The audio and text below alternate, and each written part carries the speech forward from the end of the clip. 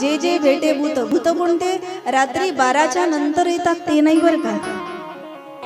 भूत म्हणजे इथे बसलेले सर्व प्राणी मात्र. बरं मला एक सांगा, भूत आहे का? नाही. भूत नाही असं म्हणणारे कोण आहे? त्यांनी हात वरती करा. बरं, भूत आहे असं कोणाला वाटतं? त्यांनी हात वरती करा. तुम्ही कोणत्याच पार्टीत नाही वाटतं. अपक्ष उमेदवार आहात का तुम्ही?